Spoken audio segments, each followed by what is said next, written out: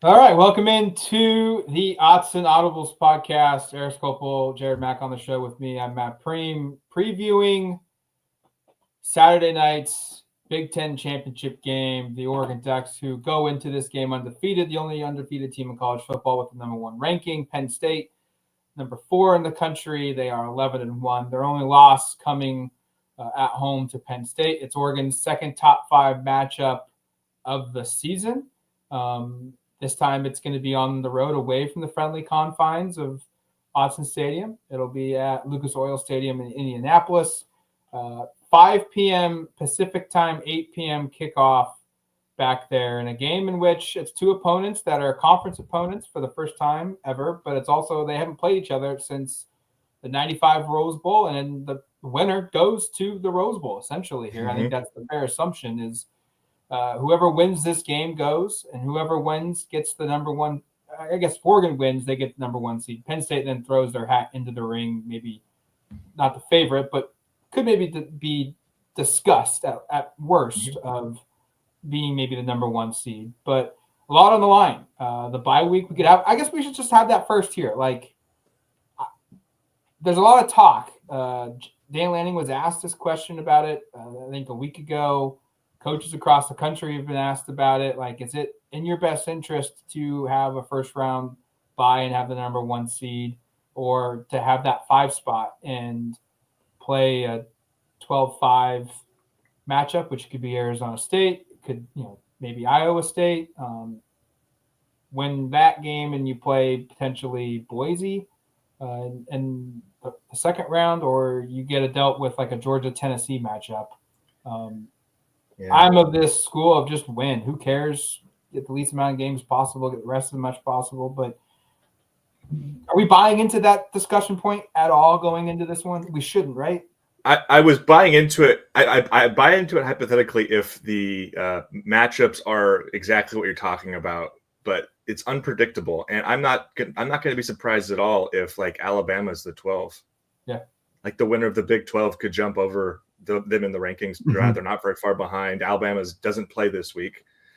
Like, you could end up falling into a situation where it sounds great, but yeah, then you end up playing Alabama in the first game, which is not ideal, and who knows exactly what's in front of you. So no, I think you win the game. I think you asked that question, but it does. But it is like the popular internet discussion. I know people who saw the most recent rankings and the possibility of playing like Ohio State in your first playoff game, going like, that sort of stinks. And I get that sort of sense, but like, win the games, take control, like, get an extra week off. Like, how you think about what happens over the course of a season, guys get hurt, and you'd hate to lose somebody playing an extra game that could impact the way you are entering that quarterfinal round, I guess, anyway. So no, there's also something to be said of like, winning a Big Ten championship sounds fun too. Like, doesn't that seem pretty cool? I guess 13-0, 10, yeah, that's fine. And like, just lose. Go ahead. Lose the next game while you're at it.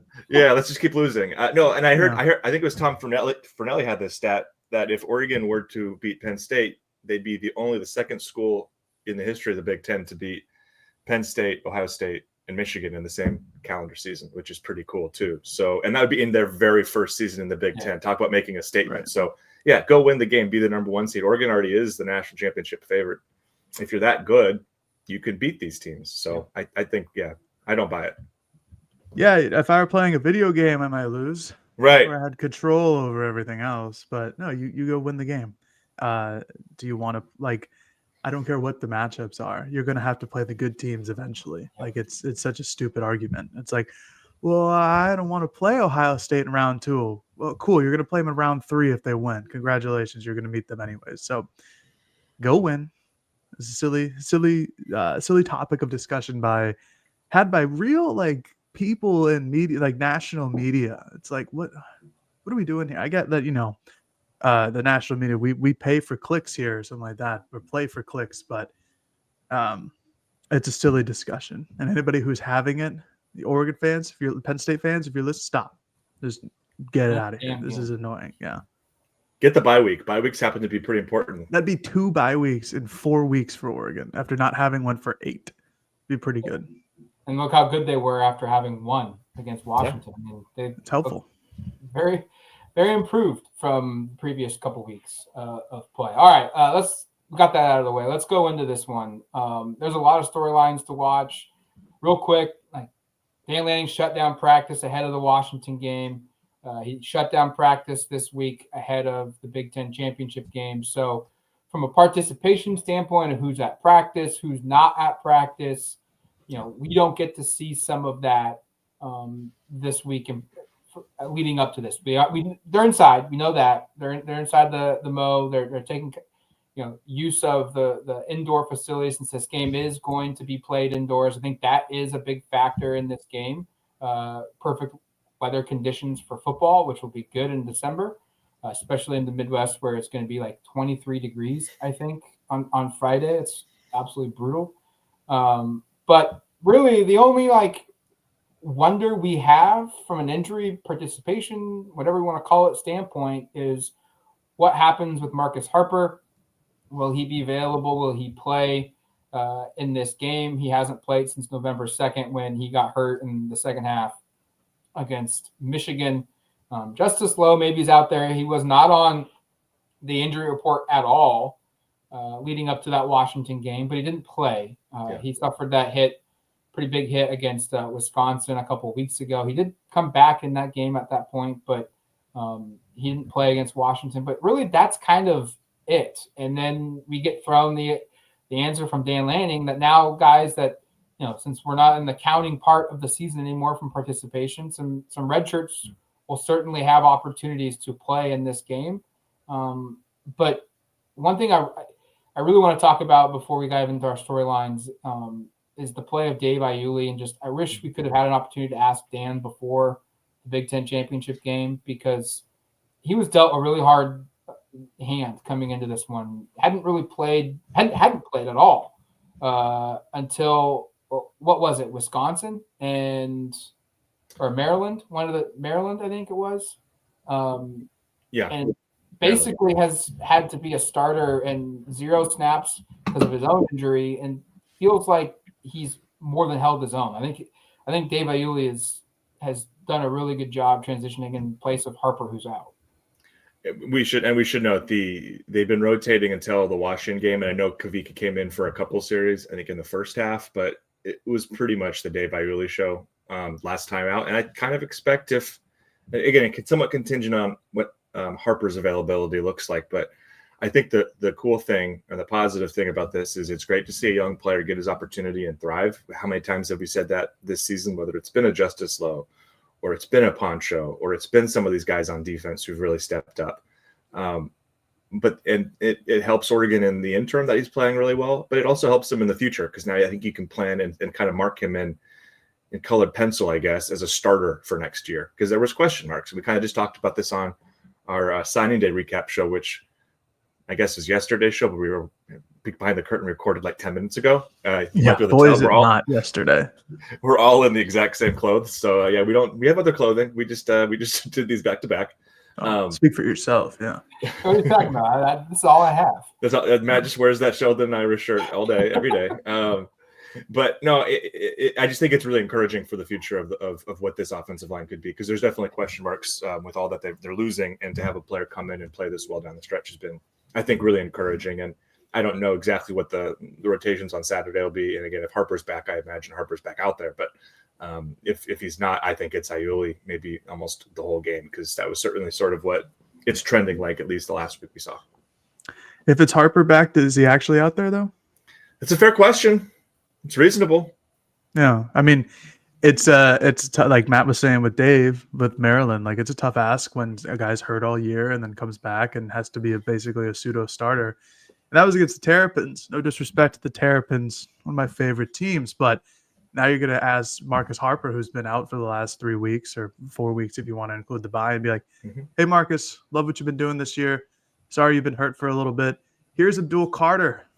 Good luck. Have fun in the rest of the Penn State defense. So I think, obviously, I would take Harper over Iuli, but I thought Dave was awesome last week against Washington. I thought he was great on just my eyeballs watching the game for the first time, and I thought he was great or even better on the rewatch. So It wouldn't shock me if they kind of do a rotation, what they were doing with Dave and Kavika for the last couple of weeks of the season up until the Washington game, where it's like, hey, we're going to just try to keep everybody fresh, and kind of what Oregon has done the last 2 seasons under Dan Lanning. And it's just Marcus Harper this time around instead of Kavika Rogers, or it's Nishad Strother as the reserve, because maybe Harper takes over in place of Strother. But I think the Iuli Harper combination is more likely than Strother going out. But I think that's basically it for injuries for Oregon, especially with how Jordan Birch played against Washington. He said he was on a snap count after the game. I would expect that snap count, huh? Do we think that continues? Snap count? Yeah, no, that's what I was going to say. I don't think that continues in the Big Ten championship game. Underlying storyline underneath, Jordan Birch got hurt in last year's Pac-12 championship game in the very first quarter. Did not get to play for like 85-90% of that game. This one probably means, not that it doesn't mean anything to him, but it probably means a little bit more that he gets to go in there and make an impact this time around. Unlike what he did last year at Washington, which is completely, it's not his problem. It's not his fault. He got hurt.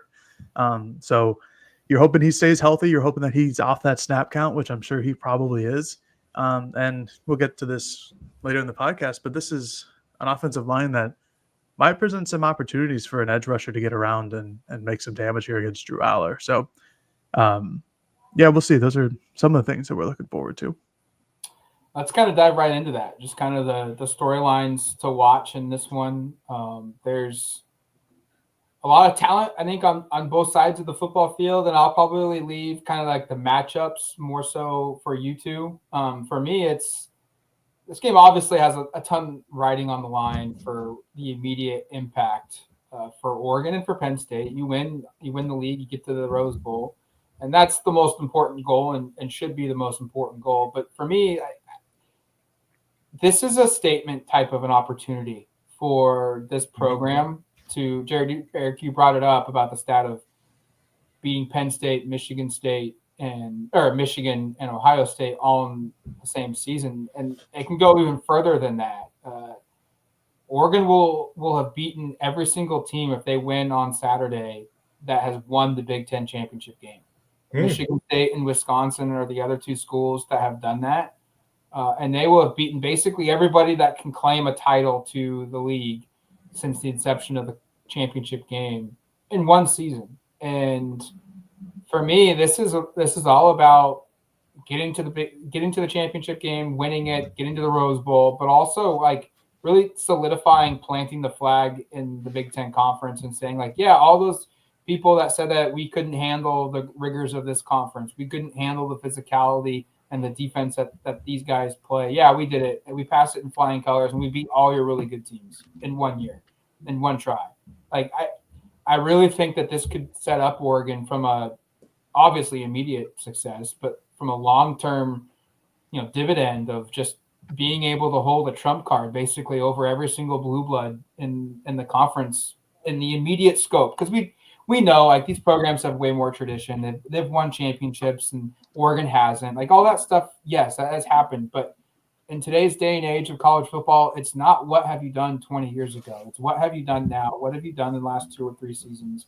And where are you going? And Oregon could solidify themselves as, hey, like we're the top dog right now and you need to come get us in year 1. And I don't know how many people expected that. Eric, you and I both predicted Oregon to go 12-0. Jared, I think, was 11-1. I think we all thought they were going to get to this point, but to be able to say what beating Penn State on top of the other 4 teams that they beat earlier this year, I don't know if anyone really expected that. And the manner in which they were able to beat some of these teams. I mean, 8 wins this season have come by 21 or more points. Mm-hmm. Like this is a clear chance, an opportunity for Oregon to basically shut up a bunch of people that have said, yeah, wait till you get to the Big Ten.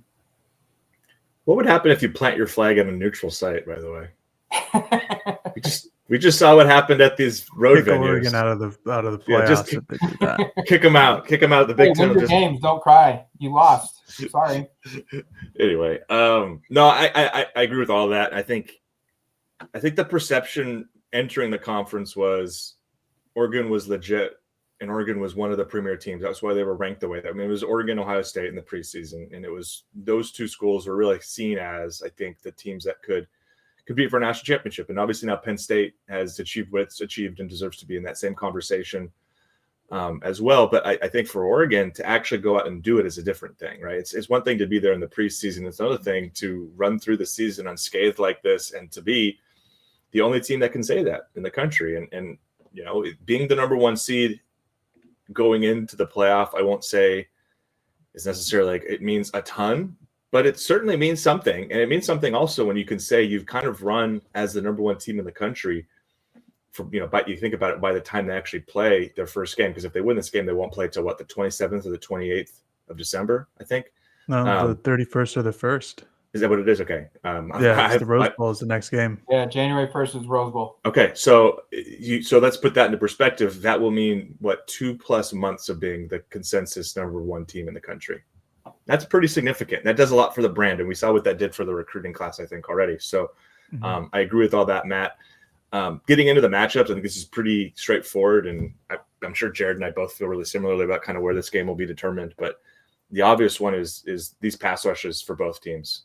These are two of the better groups of athletes off the edge, I think, just point blank, like Abdul Carter, Danny Dennis Sutton. These are really big time athletes. These were big time recruits that have become really good players. I know Dennis Sutton's had some kind of ups and downs with injuries and whatnot, but when this group's firing, they're really dynamic. And the same thing is obviously the case for Oregon on the other side. We saw it most recently with 10 sacks against Washington. These are two of the top, I think, 4 units in the Big Ten in sacks, and I think 2 of the top 10 units nationally in pressure rate. So you're talking about elite pass rushes here. And now, to me, it comes down to like which offensive line holds up better. Oregon's was just named a Joe Moore Award finalist for the 2nd straight year. I think that's really impressive, especially when you look back and think about all the players that they had to replace. And frankly, think about what it looked like in September early, where it was a mess and there were all sorts of problems. That certainly didn't look like one of the best offensive lines in the country against Idaho and Boise State. But ever since that Oregon State game, then obviously coming out of that bye the following week, this group has looked awesome. And I will be curious to see how they hold up, because this is a unique and different set of challenges. I think only Ohio State has the number of high caliber players here, but I don't think Oregon's played an edge rusher like Abdul Carter yet. To play with that kind of twitch, that explosiveness, that sort of power, and that relentlessness, like this is a real challenge. And to me, this is a game for both Johnny and Josh to prove. Like, people talk about them. I just did a Zoom call with the CBS analyst crew, and I think it was Aaron Taylor, former offensive lineman from Notre Dame, who said he thinks that Oregon has maybe the 2 best pass protecting tackles in Johnny and Josh. Go ahead and prove it. This is your opportunity. And especially if you're talking about NFL stock for both those guys, you're going up against a guy who is, I think, pretty much a lock to be in the first round of this year's draft. Go out there and prove it. Hold up. I don't expect him to be totally shut down. I think that would be ludicrous given this guy's production, and this guy's production in big games. He's had 2 sacks against Ohio State. He had 2 sacks against Illinois. These are kind of the other premier teams that they played this year in the Big Ten. Like, this is a real tall task. And so I think it comes down to who protects better. I'd probably give Oregon the edge in terms of what the offensive lines have done this year. I was looking at number of pressures allowed. I think Oregon has allowed like 25 fewer pressures than Penn State this season. And I know Penn State maybe is without its right tackle based upon Matt and I's interview with Tyler Donahue. Yeah, Donko. The other day. I think he's out, and they're going to Nucci, who was the big transfer from Wisconsin. So that could be a spot where you see Oregon win there, because at least they've got a number of different answers to throw at a young tackle who's going to be in a tough spot. So, but regardless, I think that's going to be, I know it's easy to say the game's going to be determined in the trenches. I think this is one of those weeks where that really feels the case, because we know both offenses have, I think, really high-end signal callers. Drew Aller, I think, has taken a bunch of steps this year. He's a big-time recruit. He's kind of figured it out. But you also look at the rates, and I was looking at this at PFF. Like, Dylan Gabriel completes like 79% of his passes when it's a clean pocket, but that falls into the 40s or the low 50s, I think, when he's under pressure. And it's pretty similar for Drew Aller. So I think it's really imperative for both these offensive lines to win enough to give their quarterbacks a shot, and probably whichever line does a better job will be the team that's in a good position to win this game, I think. Yeah, I 100% agree. I think it may sound really simple, but I think that's just how sometimes that's how football is. Like Mhm. who can provide the cleanest pocket for their quarterback to do well. Um, I think like you said, Eric, with Drew Aller and Dylan Gabriel there. When any quarterback is pressured, they're not going to do as well. That's just kind of as is. Patrick Mahomes, Tom Brady, Peyton Manning, all these guys, they were worse under pressure. It's just harder to be a quarterback and scan the field and make the right decision when you're facing a lot of pressure. That's what both of these defensive lines can do. And I think Oregon and Penn State have probably the two best pass rushing units probably in the country. Maybe South Carolina's right up there with them, but I think definitely in the Big Ten, I'd take both of these units over Ohio State's, even though they get kind of the narratives from the national media, national audience. But Abdul Carter alone is the best guy in the Big Ten.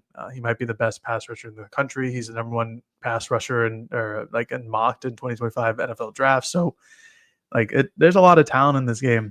And if you're Oregon, and we talked about this earlier with the injuries in the offensive line, you've seen Dave Iuli step up. You've seen Nashad Strother step up. You've seen Poncho step up, even though that was a long time ago at the very beginning of the season. This is the biggest time to step up and prove that you guys are worthy of being the Joe Moore Award finalist and one of the better offensive lines in the country. I think that Oregon's defensive line has a real chance to do some damage here this game. Like Eric said, Donko is out for the year. I think it is. I think it's a significant injury. James Franklin said it was a long-term injury for him. Starting right tackle had started basically every game this season except for the Ohio State game where he got hurt beforehand and the game prior, but still played, I think, 33 or 38 snaps in the Ohio State game. Nolan Rucci, former five-star offensive tackle prospect I think he's out of Wisconsin, went to Wisconsin for the first 2 years of his career. He's projected to be the starting right tackle this year or this game. 11 pressures allowed and just under 400 snaps, so 354 snaps this year, which is pretty good. But that's an opportunity where he's going to be put into the fire real quick. Jordan Birch, Tatum Tuioti, and Mateo Uiagalelei all have at least 29 pressures this season. Tatum and Mateo have over 30. Birch has the lowest because he's been hurt with 29. So still pretty darn impressive. And then you have Derek Harmon on the interior and Jamari Caldwell. This is going to be a really good defensive line unit. And I think the last time Penn State saw that was with Ohio State. And that Ohio State defensive line kind of muddied up the offense. And Penn State's offense is really, really tricky. Andy Koltanicki, he's the offensive coordinator for Penn State. He's a lot of fun to watch. He does all these weird motions and tries to get the offensive linemen involved and makes things difficult on a defense to kind of read through the smoke and the screens of what they do. But they're going to need pass cover. They're going to need protection all game long, I think. Just kind of similar to what Oregon has done the whole year. And there was a moment for a long time where when Jordan Birch was healthy, this defensive line looked incredible. And he goes down, still looks pretty good, but then you see it come back into fruition last week against Washington. And you're like, oh, yeah, no, when you have four guys, again, who can all rush the passer, who can all defend against the run, and you don't need to bring 5 or 6 dudes to get after the quarterback, it makes life a lot easier for your secondary. And I still have question marks about Drew Aller, personally, as somebody who tries to watch the game objectively and tries to watch see how good quarterbacks are. I got questions there. I'm not sure how he's going to perform on the big stage. He really struggled against Ohio State, and I don't know if he'll exactly replicate those numbers, but I think Oregon's going to give him a lot of defensive looks that are going to be confusing. I think it's an NFL level defense, and I think they have the personnel to make things really difficult for any quarterback. We all know the struggles James Franklin has as head coach of winning these big games. They've lost 6 straight top 10 matchups before this one. I was a little surprised to see Penn State's total offense be so high in the Big Ten this season. But I think if you look at it and you go into their game by games, I agree with Jared. I think there's an opportunity here where Oregon could really cause a ton of damage defensively, because in the two games that they played against ranked opponents this season, Illinois and Ohio State, they had just 374 yards of total offense against Illinois. And then, as Jared pointed out, against Ohio State, just 270 yards of total offense.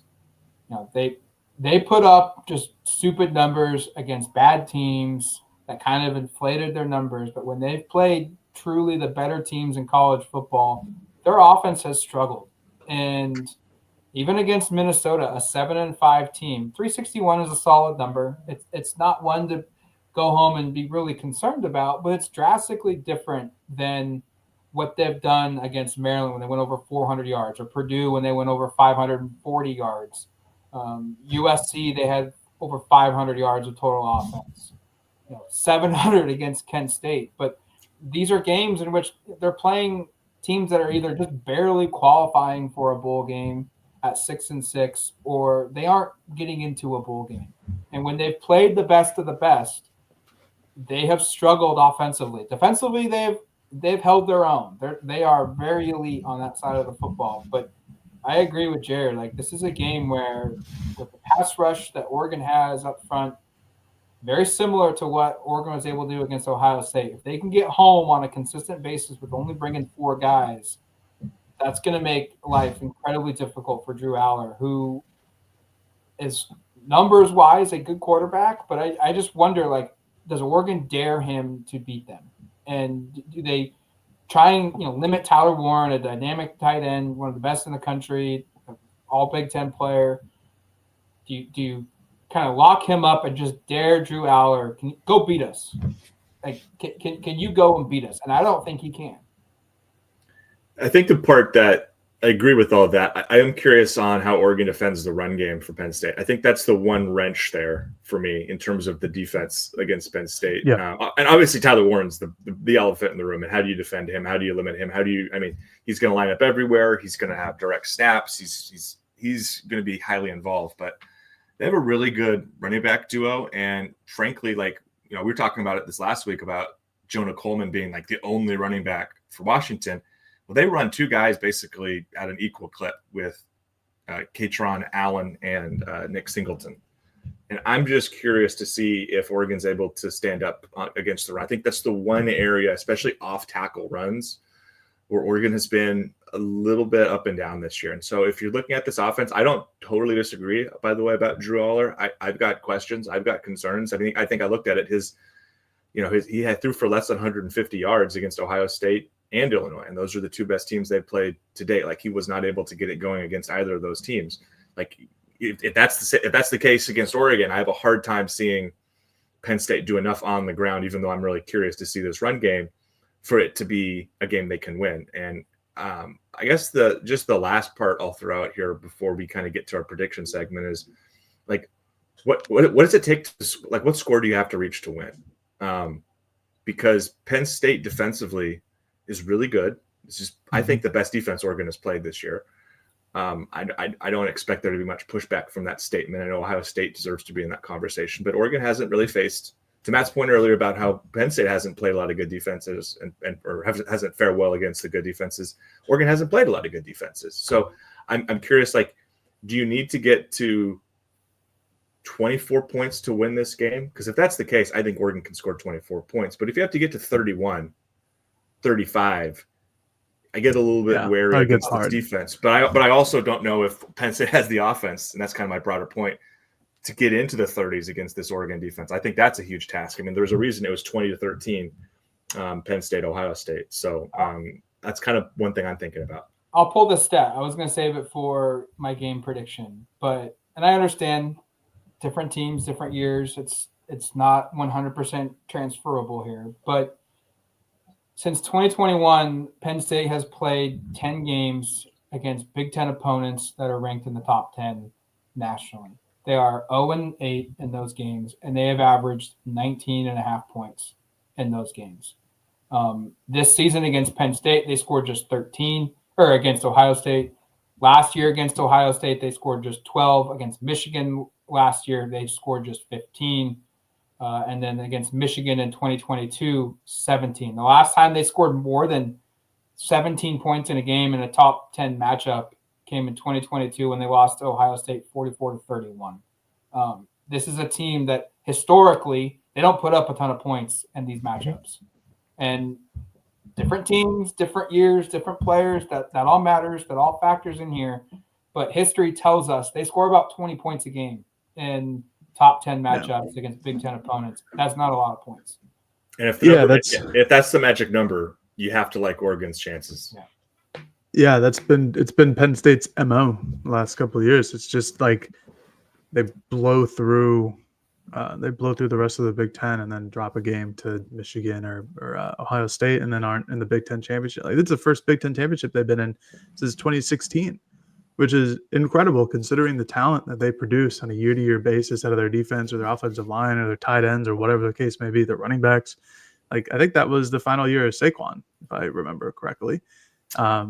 It might have been 17. I can't remember, honestly. That was a Joe Moorhead coached offense, though, regardless. It sure was. So it's the MO. And basically, I think for Penn State to win this game, Drew Aller needs to perform. He needs to be a good quarterback. When you've gotten into situations where Oregon has been tested, like in Ohio State, like in Wisconsin, the quarterback has been the difference maker in both ways. Will Howard had one of his best games of the season against Oregon, and they end up losing on a Will Howard blunder. But if it wasn't for him and how good he was, that game wouldn't have been particularly close, even though they have all the skill makers and everything, because Oregon shut down the rushing attack from Ohio State for the most part, except for two big runs.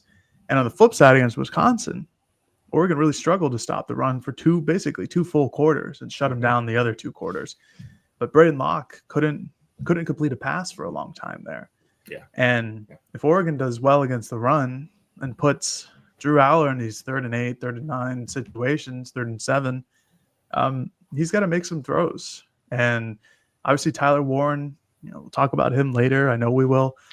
But if Oregon can limit his damage like Ohio State did, I think Ohio State held him to like 4 catches for 47 yards or something like that. That makes life a lot more difficult, I should say, for Penn State's offense, because they're not explosive on the outside. Their outside threats aren't the best. Their leading receiver, Harrison Wallace, has 35 catches this year for 579 yards and 3 touchdowns, which is okay, but that's your number 2 receiver. That's your number 1 wide receiver. And to put it into perspective, that is 1 fewer catch and 2 fewer receiving yards than Trayshawn Holden has this season for Oregon as Oregon's number 3 receiver. So different offenses, of course, different concepts, different quarterbacks, different everything, because they're 2 different teams, fun fact. But it's not as if they have this Ferrari under the hood just waiting there if Tyler Warren is covered. So, and that gets them into trouble. That got them into trouble against Ohio State against a really good pass secondary. It can get them into trouble more often than not. So to me, it's like if Drew Aller can perform and live up to his hype as a quarterback, this could be a really good game and Penn State could come out on top. It's just when you look at the track record, that doesn't happen all the time. But there's always room for change. There's always an opportunity to present yourself, and that's what Drew Aller has to do in order for Penn State to win. Real quick before we dive into our game picks, feels like all the pressure's on Oregon, right? To win this game, you're the undefeated team, you're the number 1 ranked team, or do we feel like there's pressure on James Franklin? State. Oh, I think because of just how they've flopped in these big moments. I think there is pressure, and that they're in, because the whole country thought that Ohio State was going to be in the Big Ten championship game against Oregon. And now everybody's like, oh, we have to watch Penn State now? Cool. Well, they better win, or else, they're going to be a 2-loss team heading into the college football playoffs. That's fair. All right, take a quick break. We'll come back. We'll dive into our game picks for this contest. All right, welcome back to the Autzen Audibles podcast. Game picks, updating the standings. Jared made up a little bit of ground. Erik and I'm still in first. Erik is in second. A tie is the difference between the 2 of us. And Jared made up a little bit of ground, but with at least 2 more games to go, this is still anyone's game. Jared is cutting the depth, the deficit here, and it's opened the door for Jared to even potentially take the lead, depending on what happens this week. So, all right, team prop bets. I guess I'll go first. Over under Oregon 1.5 turnovers forced. Penn State doesn't turn the ball over all that often.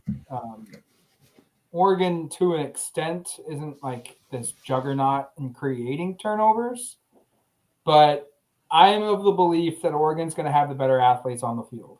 And I'm of the belief that with the injury that Penn State's dealing with on the offensive line, that Oregon's defensive line is getting healthy or back to full health, especially with Jordan Birch, where we're going to assume is off a snap count. I just think this is going to be where the game is won. I think Oregon's defensive front is going to kind of speed up the internal clock.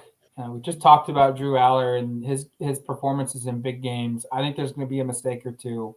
So I'm taking the over-under on 2 turnovers forced by Oregon. Sorry, 1.5, which would be 2. Yeah, I went under, and it could absolutely happen. And I think you guys have made a lot of good points about quarterback play in this game and just Drew Aller up for the moment. And, frankly, the track record of Oregon in terms of who they have lost to under Dan Lanning, it's been when they faced the Michael Penixes of the world, right? Like it's been those elite quarterbacks that have given Oregon trouble historically. But even though I don't necessarily know if Aller's going to throw for 250 yards in this game, I don't know if he'll be that mistake prone. So I will take the under here. I'm going the under as well. I think we had this same exact prop bet last week, the 1.5 turnovers forced. I went under there. Didn't work. It's hard to predict 2 turnovers. Can it happen? Sure. Oh, I got to sneeze. Oh, boy. Sorry. Bless you. Can it happen? Sure. Yeah, why not? But I think it's really hard to predict 2 of them going on. So I'm going under. All right. Next one, over under 6.5 points scored by Oregon in the third quarter, a period in which they just don't score a bunch in this one. They did score a touchdown last week against Washington. I am going to take the over. I think Oregon will get out to a good start in the second half with third quarter score to kind of keep pace. So I'm taking the over. They'll continue it for a second week in a row, which would probably be, I didn't look this up, but would probably be the only time it's ever happened, 2 games in a row with 7 points or more in the third quarter. It's just kind of a stupid stat. yeah, it's kind of number 1 team in the country, and that's a stat. It's sort of astounding. I also took the over, even though I think when we had Tyler on earlier this week, I think Penn State's awesome in the third quarter, right? Wasn't that one of the talking points he had? Like their third quarter defense is really, really good. They dominate that quarter.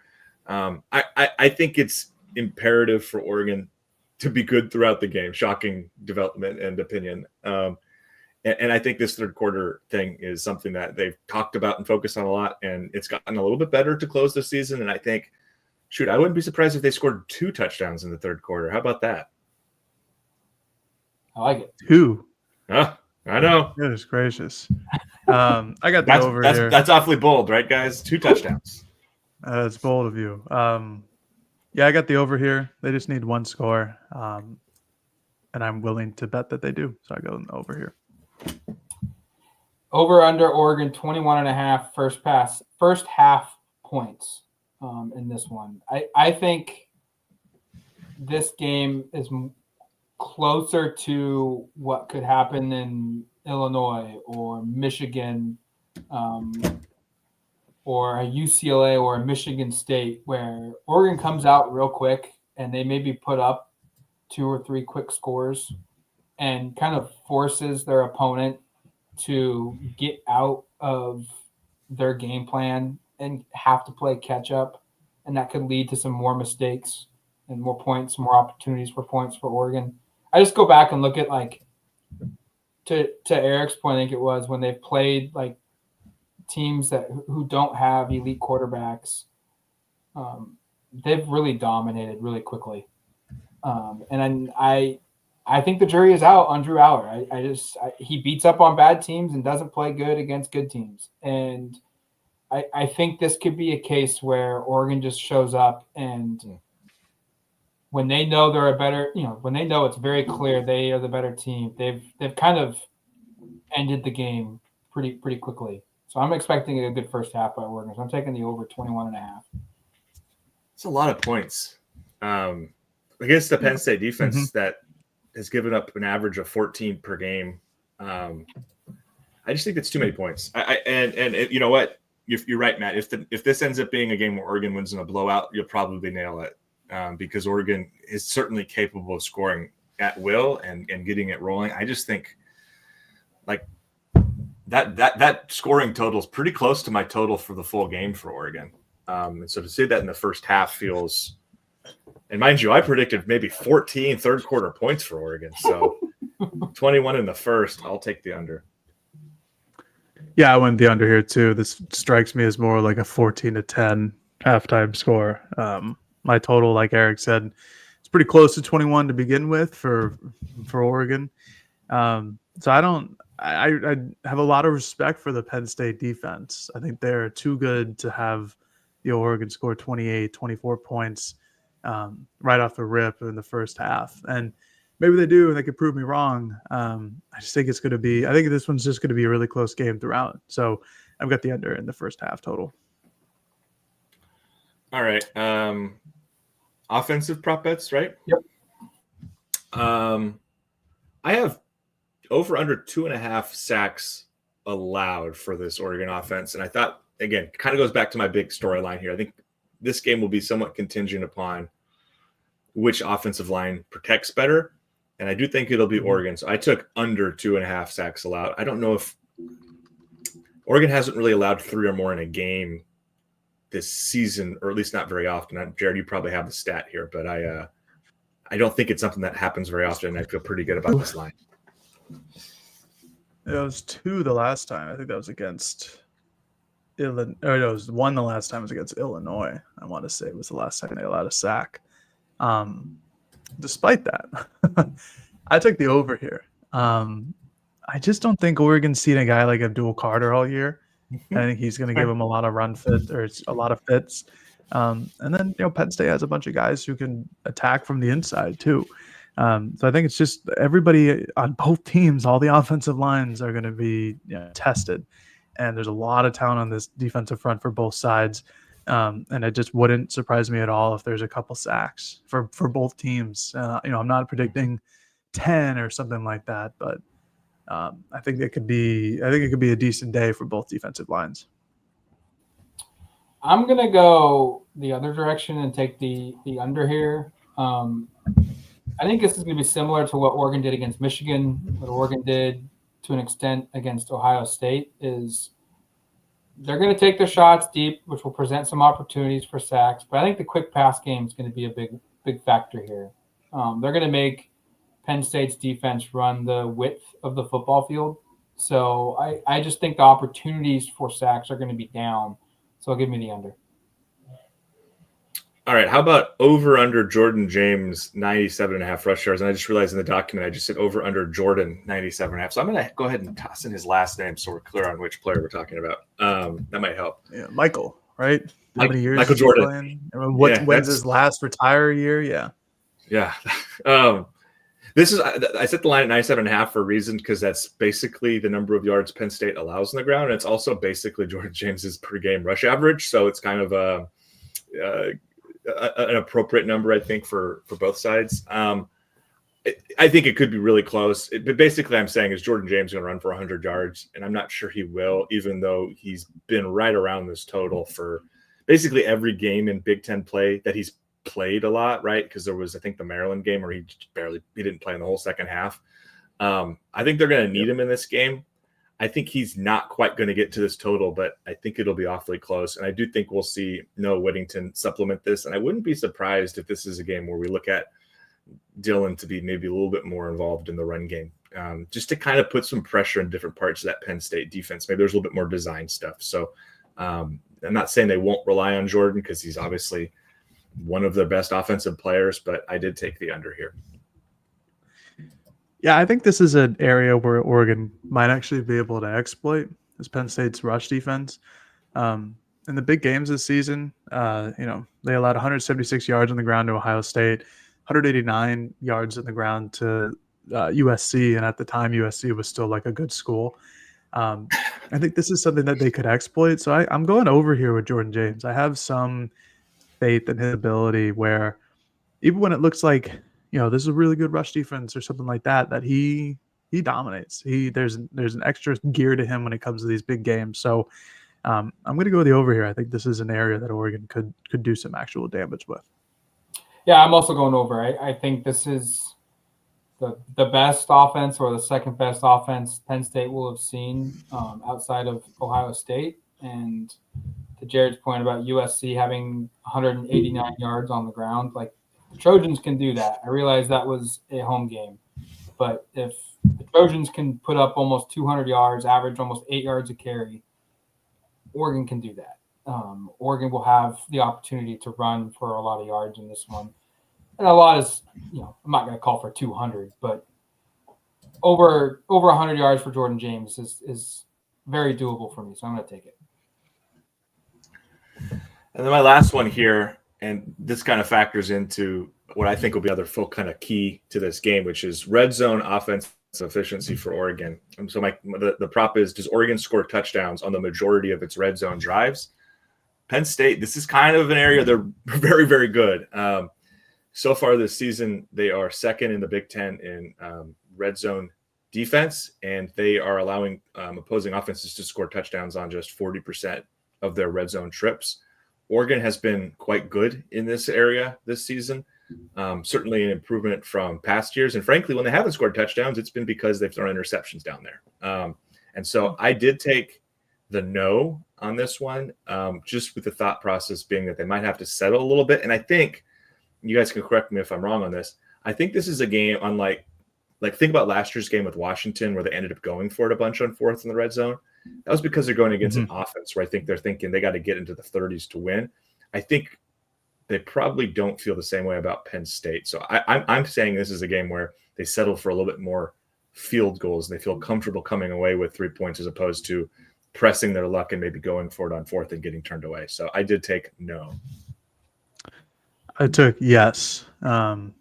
Just got to do it 3 or 4 times as far as I'm concerned. I think that this is just going to be, something that's improved, like Erik said, for Oregon this year. I think it's something that's improved over the course of the season, other than Gabriel's red zone interceptions. They were perfect, I think, 7 for 7 last week against Washington. I think that they have the skill set and the opportunities to do so. It could be like a 10-yard touchdown pass, or it could be a 1-yard run. I'm just going to take the yes.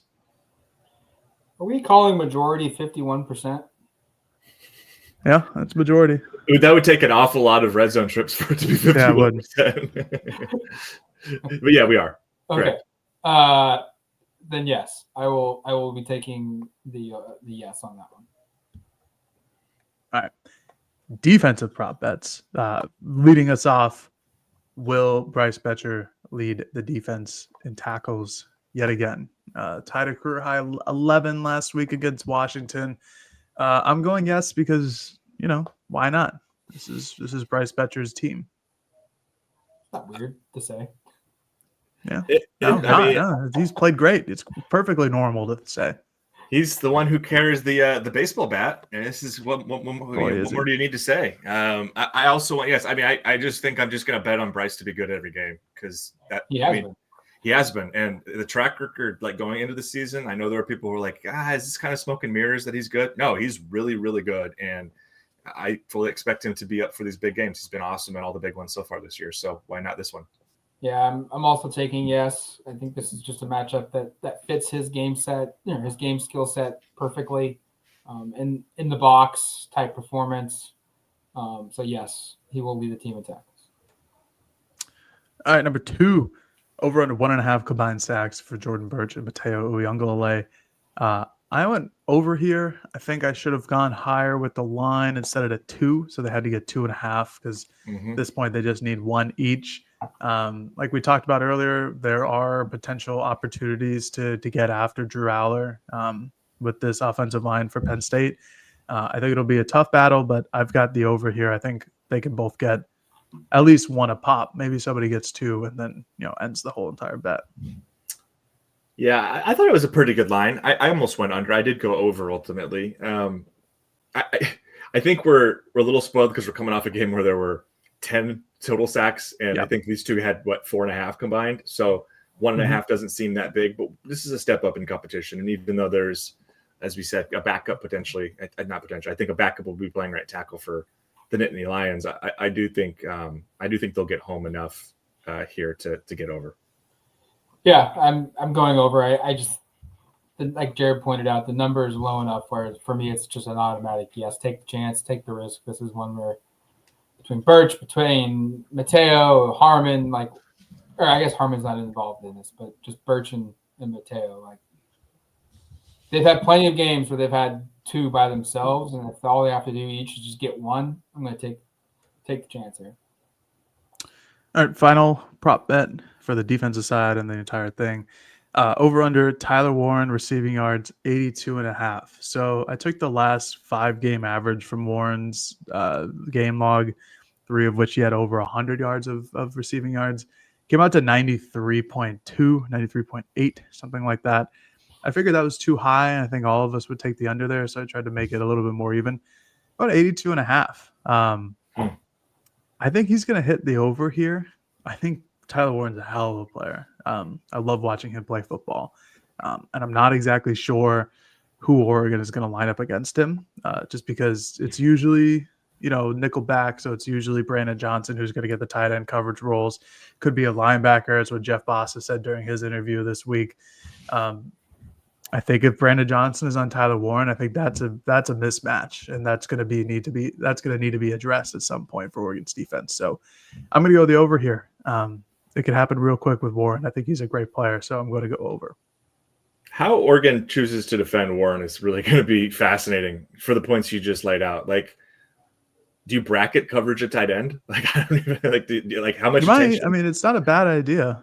How much attention do you give him? And I will give Oregon credit for typically finding ways to diminish the other team's kind of outstanding players. And I think they'll find a way to do. I took under, but it wouldn't be surprising to me at all if he has 9 catches for 120 yards and a touchdown. You know what I mean? He just puts the team on his back, carries them.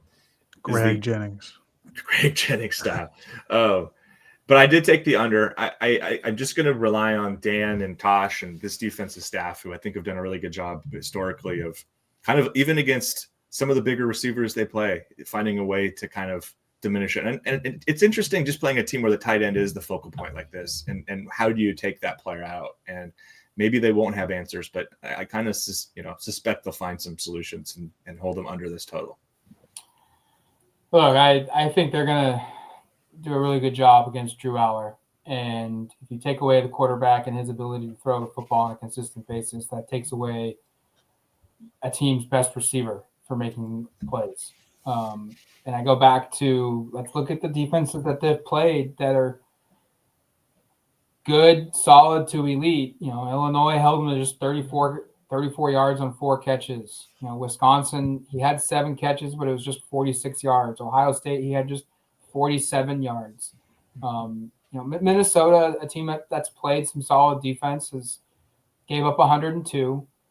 He went for 224 against a USC team, but I don't think any of us sit here and say the Trojans play elite defense. This is as good of a defense as he will have faced, and I just don't think it's going to happen. I think Oregon has better athletes than Penn State. That will go into my game pick here, but I'm going to take the under.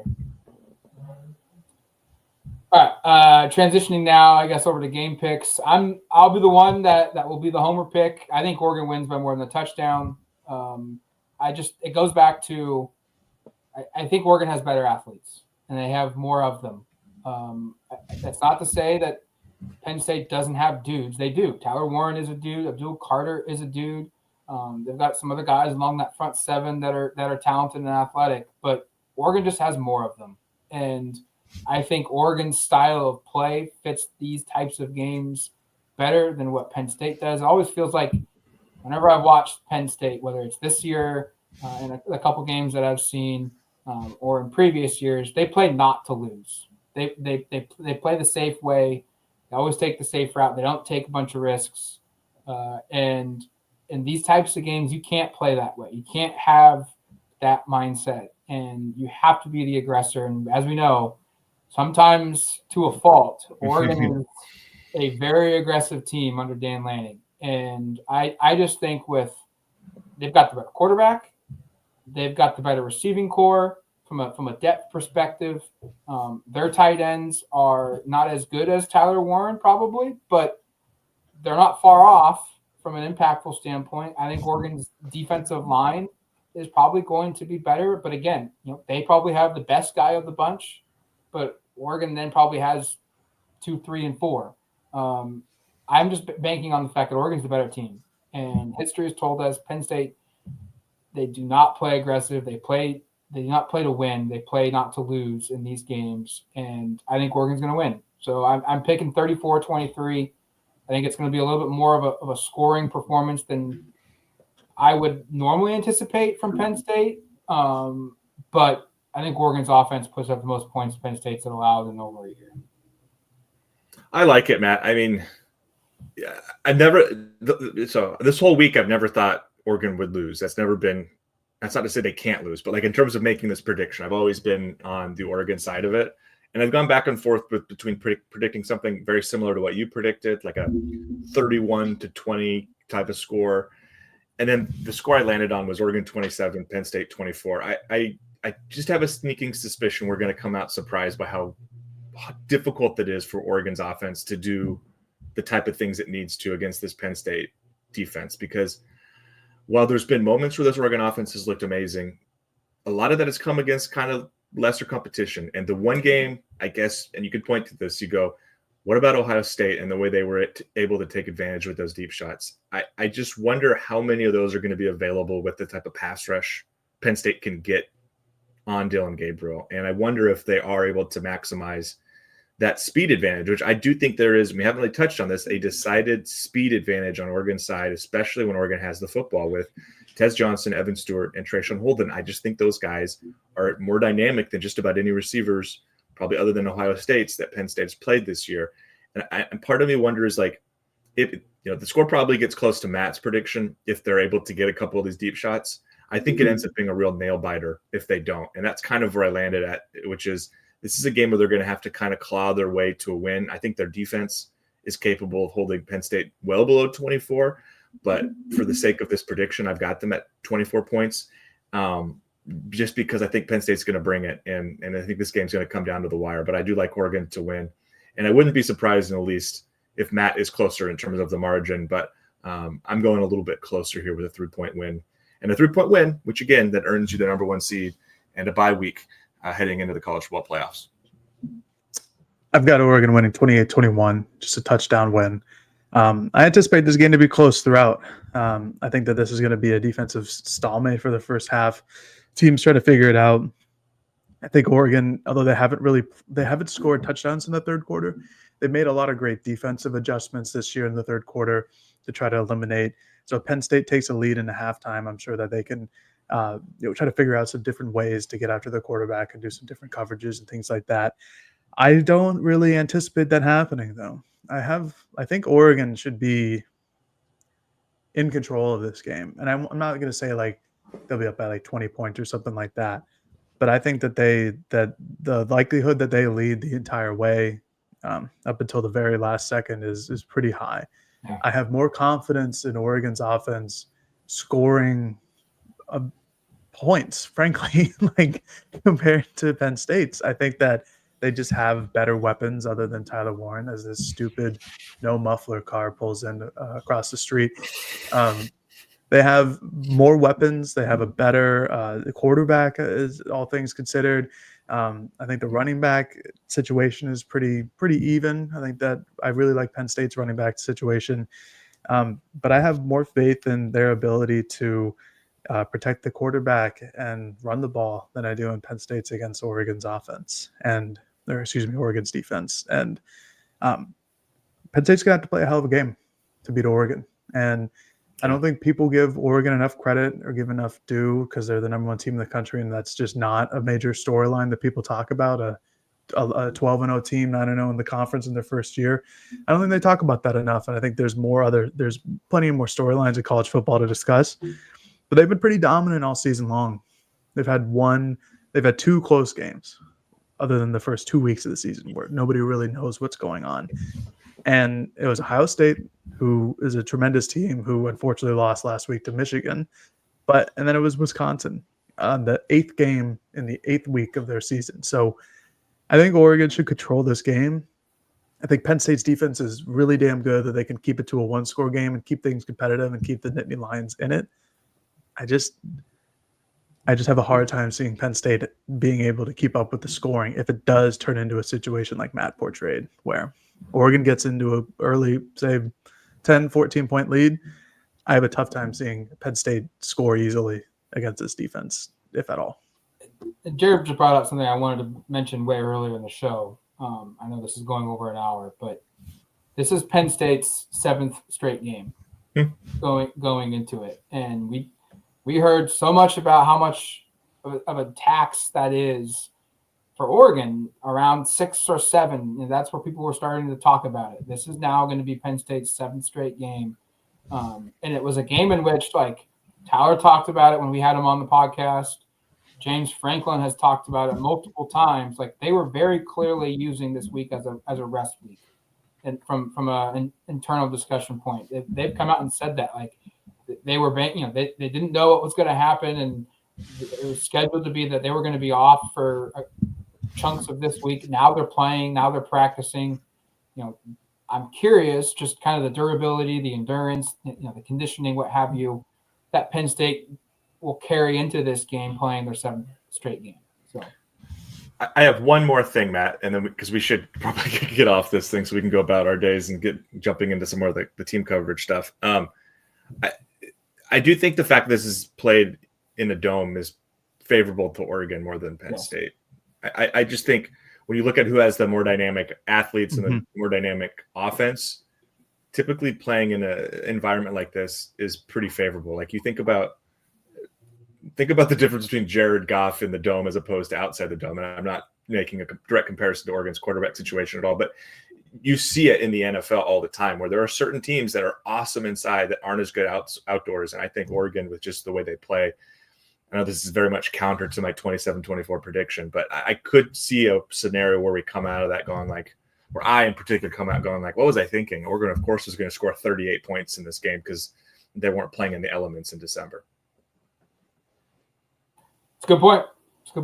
All right, that's going to do it for us here on the podcast. The next time you hear from us will be a post-game reaction as the Ducks take on Penn State from Indianapolis. Until then, you've been listening to the Autzen Audibles podcast. Talk to you later, folks. Peace.